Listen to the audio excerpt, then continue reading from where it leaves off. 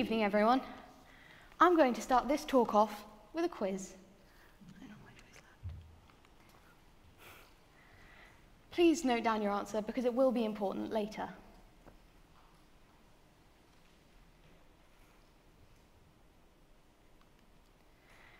Almost everyone in this room is either at school, went to school as a child, or will be at school in their future. And while someone is at school, they start to develop an image of themselves. Often this image is made up of labels such as top set, bright kid, bottom set, less talented, or less academically suited, and these labels are given by other people. This way of labeling children and young adults is damaging and permanent, but most importantly, it's inherently flawed. Children who are bright start feeling pressure to do well in classes, to uphold their reputation as the one with the answers. And children who are less talented may begin to lose focus in classes, to stop trying, because they feel like no matter what they do, that label will stick. But by giving children these labels, we're not even looking at the problems. Instead of telling parents their children are bright or not, we need to study the root of why these bright children fare better in the classroom, perform better in tests. We need to look at why they learn better. And there's a simple explanation for this. One scientists have been studying for a while, and it's as simple as this. Different people learn in different ways. Now, that may sound blatantly obvious, but what does it actually mean? Well, psychologists have identified 7 different learning styles, of which 5 are main styles. Visual or spatial, which is pictures, images, and diagrams. Oral or auditory musical, which is using sound and music. Verbal or linguistic, using words, written or spoken. Physical or kinesthetic, using the body, hands, and sense of touch. And logical or mathematical, using logic, reasoning, and systems. They've also identified 2 secondary styles. Social or interpersonal, learning in groups or with other people. And solitary or intrapersonal, learning alone. Each of these styles requires a different teaching plan, different materials, and different teaching styles. Yet, how do we put children into sets in schools? We set them by ability, by what they can already do. We laugh in the face of science, clinging to our traditional ways. Schools have not changed for more than 150 years, and it's having a negative impact on our entire generation.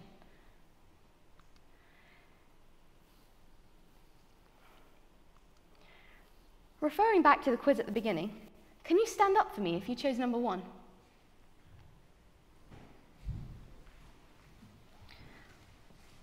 Mr. Baker Hitch, could you come down for me, please? How about if you chose number 2?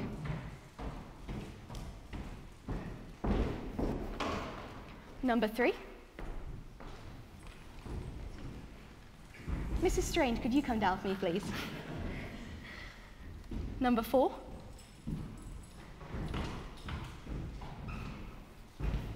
And number 5?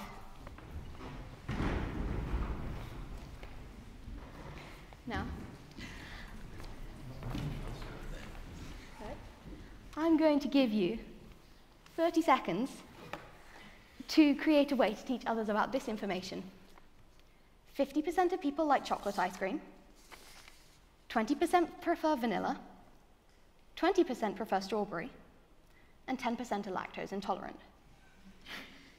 I'd like you, as a visual learner, to create yours using exclusively a visual representation, and you, as a verbal learner, to create your method using exclusively kinesthetic representation. Here's that information again. 50% of people, of course, your time has not started yet. 50% of people like chocolate ice cream, 20% prefer vanilla, 20% prefer strawberry, and 10% are lactose intolerant. Ready, set, go.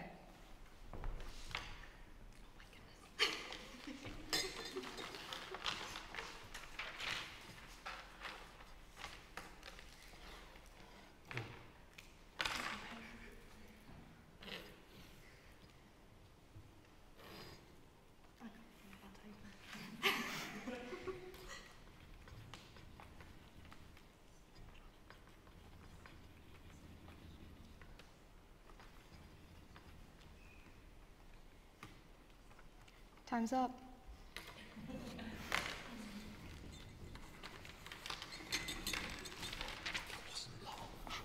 30 seconds isn't long. Now, Mr. Baker, could you prevent yours, please? For those of you who can't read it. Short time. For those of you who can't read it, the large box on the left, taking up 50% of the square, that's the right, isn't it, says chocolate. Yep. The box on the top, taking up 2/5, no. Yeah. No, 2/10 of the box, yep, says vanilla. The box in the middle on that side says strawberry. Well, it and says straw, actually. Straw. It should say strawberry. And the box on the bottom, taking up 1/10 of the graph, says lactose intolerant. Well if done. I'd had some colours, I would have used the colours. There are colours. No, there's not enough colours. Okay. Thank you, Mr. Baker. You can sit down now. Mrs. Strange. Okay. Can I have the 9 people at the front and then Mr. Strange, can you stand up for me, please? Can I have 5 of you stand up there? 2 of you here for me.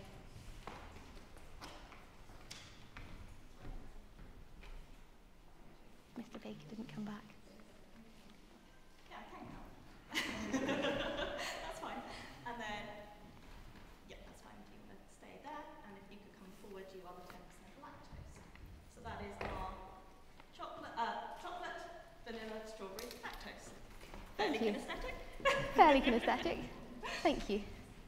Thank you very much. Sit back down. Let's give him a round. A little disclaimer, by the way. Those are not accurate ice cream statistics. So please don't quote me. This task was much more difficult for our verbal learner than our visual learner. Our visual learner, as soon as he or she heard the information, began to form it into images in his mind, in whatever form. By the time I told him what to do, he'd already done the work. However, our verbal learner had to scrap what she'd already done with the information and try and work out how to reframe it. This means that she is less likely to remember the information and more likely to remember the frustration of trying to work out how to present it. Now, in our education system, those people who chose number 1, 2, or 3 are automatically at an advantage. Most information in a classroom situation is taught either by a teacher showing an image on a smartboard, as I'm doing, speaking out loud to the class, as I'm doing, or getting students to write down or read information. It is, however, much more difficult to learn when you are unable to learn in your natural format. Sometimes information has to be turned around through several directions before it would fit into his brain, in the words of Terry Pratchett. This automatically puts people who learn by getting a hands-on approach and those who learn by working through information logically to a solution, which incidentally was at least half of the audience, at an enormous disadvantage as well. How can one work logically to a solution when you're being spoon-fed what you need to know? How can you get your hands dirty and your head around a concept when all you have is your eyes, your ears, paper and a pen, when what you really need is some Play-Doh?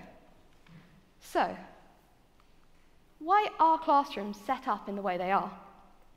Well, that is largely because those who go on to become teachers are those who have thrived in the education system already. A visual learner who's had visual teachers all the way up through their schooling won't see the changes that need to happen in lessons for others to thrive as well, and they're also likely to teach in a similar fashion to the way that they learned. I say that this, the way we teach, needs to change. We need to break the cycle. In a business world that increasingly values higher education, we are placing students at a disadvantage in the world of education, and therefore the world of work, simply by not accepting the way that they learn. How is putting a kinesthetic child who is very behind because their primary school teacher was a verbal teacher in a bottom set for maths, where they receive a visual teacher, helpful? It's not. It's completely illogical. And we can implement this change in a short time. It's not some gargantuan task. We need to train teachers to see children's learning needs, educate teachers about how they can help us. We should be testing our preschoolers' styles of learning and letting them be taught appropriately right from the beginning. We should be letting children know that just because they can't learn in a certain way, that doesn't mean they're not bright or not good enough. Rather, that they are not getting the support they need from our education system. That system is in place for us to learn, but without the proper teaching materials and methods, we can't. I say that we should listen to our scientists, listen to our brains, discard our old culture that clearly doesn't work for us but against us, and level the playing field for our children. Let them learn in the way that they need to. Teach them in the way that they need to be taught. As Einstein said, everyone is a genius, but if you judge a fish by its ability to climb a tree, it will spend its whole life believing that it's stupid. Thank you.